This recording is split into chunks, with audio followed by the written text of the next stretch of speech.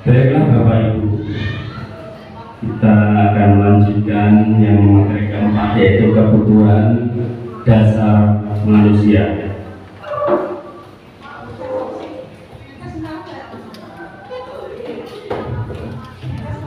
Kebutuhan dasar manusia menurut Dr. William Glasser dalam Choice Theory, yang pertama yaitu bertahan hidup, yang kedua ingin kasih sayang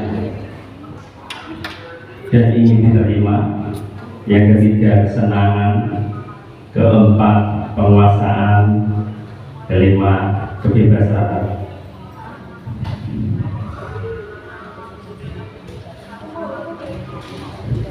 Yang pertama, kebutuhan bertahan hidup.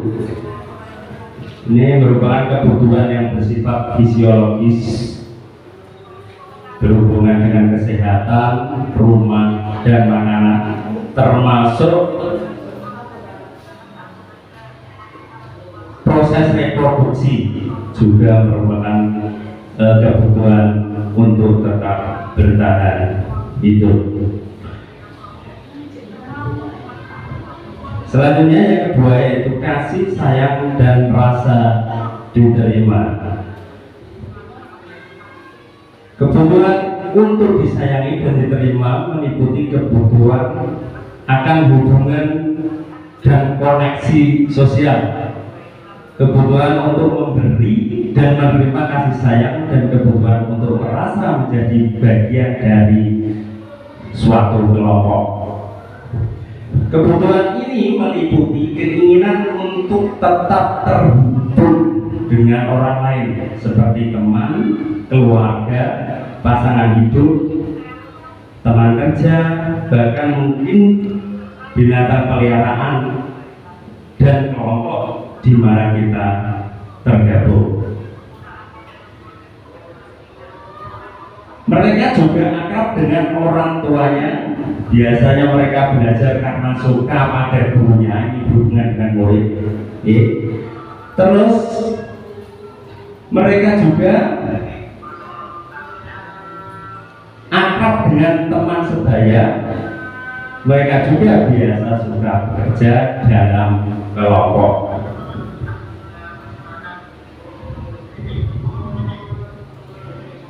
Yang ketiga, penguasaan atau pengakuan atas kemampuan.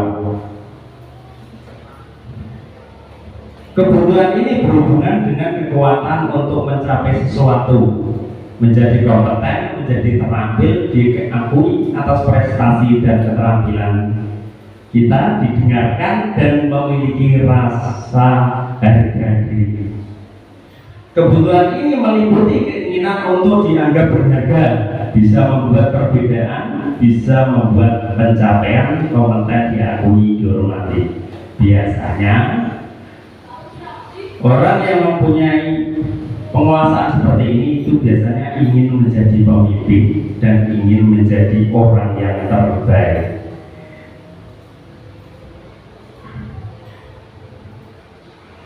Yang keempat, kebutuhan dasar manusia yaitu kebebasan.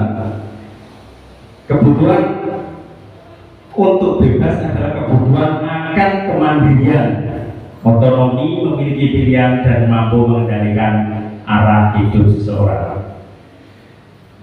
Mereka menginginkan pilihan, perlu banyak bergerak, suka mencoba, tidak terlalu terpengaruh orang lain, dan senang mencoba hal baru dan menarik. Yang kelima, kebutuhan kesenangan atau kebutuhan untuk merasa senang. Kebutuhan akan kesenangan adalah kebutuhan untuk mencari kesenangan, bermain dan tertawa. Ciri-cirinya biasanya itu orangnya itu berkonsentrasi tinggi saat mengerjakan hal yang disenangi, terus suka permainan dan suka mengoleksi barang, suka berburu, suka melucu, dan biasanya menggemaskan. Yang selanjutnya yaitu teori posisi kontrol guru. kedua pembuat rasa bersalah, yang ketiga teman, pemantau, terakhir manajer.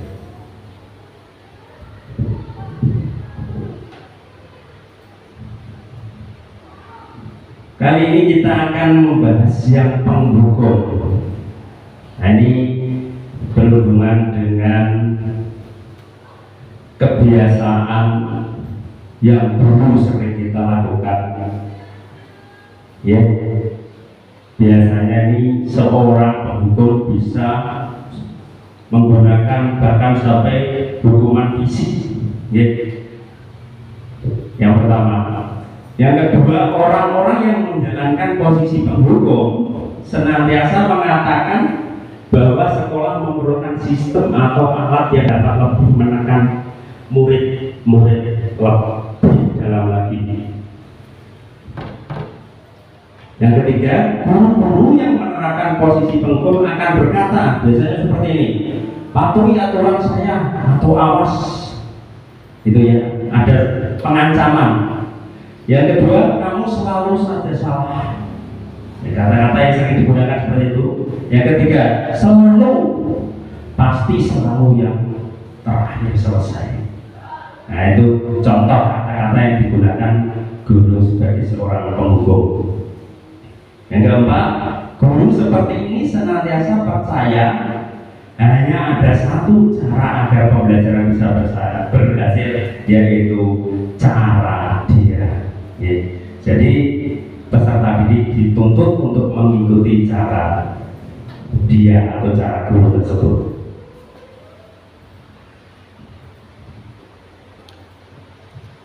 Yang kedua, posisi kontrol pendidik pembuat rasa bersalah. Pada posisi ini biasanya guru akan bersuara lembut. Pembuat rasa bersalah akan menggunakan keheningan yang membuat orang lain merasa tidak nyaman, bersalah atau rendah diri. Kata-kata yang keluar dengan lembut biasanya contohnya seperti ini. Ibu sangat kecewa sekali dengan kamu. Berapa kali Bapak harus memberitahu kamu ya? Gimana coba kalau orang tua kamu tahu kamu berbuat begini? Nah, itu contoh-contoh yang sering digunakan guru sebagai pembuat rasa bersalah. Yang ketiga, di posisi ini murid akan memiliki penilaian diri yang buruk tentang diri mereka. Murid merasa tidak berharga dan telah mengecewakan orang-orang yang disayanginya. Ini pembuat rasa bersalah. Selanjutnya, posisi kontrol pendidik ini sebagai teman. Guru pada posisi ini tidak akan menyakiti murid, namun akan tetap berupaya mengontrol murid melalui persuasi. Posisi teman pada guru bisa negatif ataupun positif. Yang ketiga, positif di sini berupa hubungan baik yang terjalin antara guru dan murid. Keempat, guru di posisi teman menggunakan hubungan baik dan humor untuk mempengaruhi seseorang.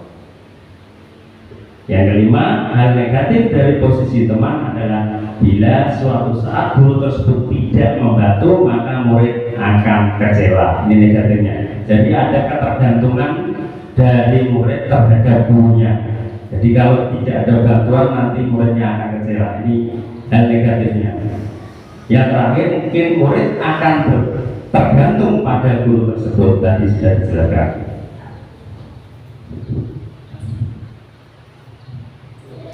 Posisi kontrol pendidik sebagai pemantau. Memantau berarti mengawasi. Pada saat kita mengawasi, kita bertanggung jawab atas perilaku orang-orang yang kita awasi. Posisi pemantau berdasarkan pada peraturan-peraturan dan konsekuensi. Dengan menggunakan sanksi atau konsekuensi, kita dapat memisahkan hubungan pribadi kita dengan murid.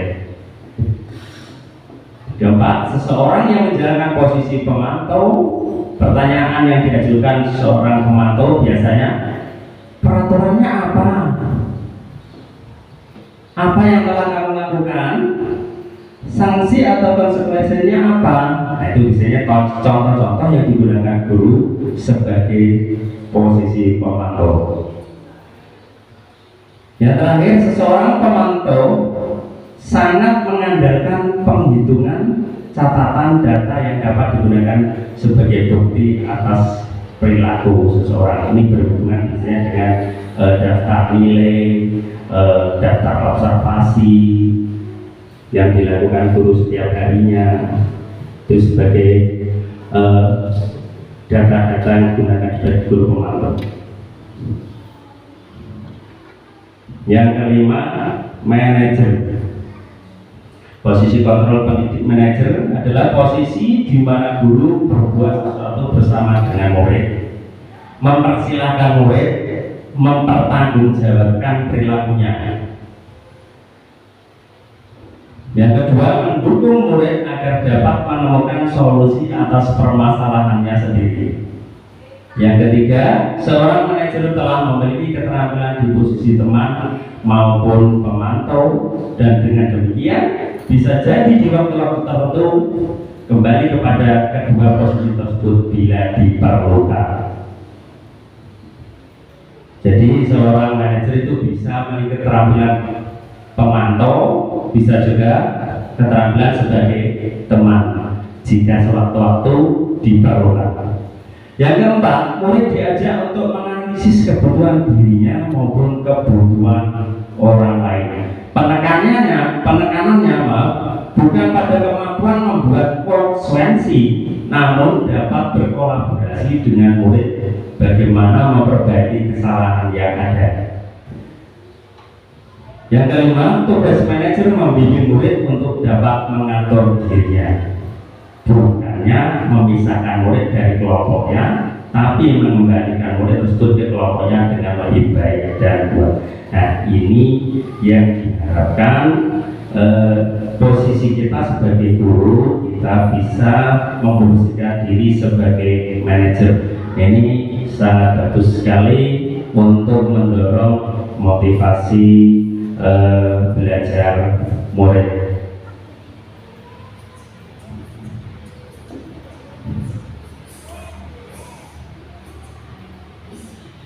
Jeda dulu sebentar.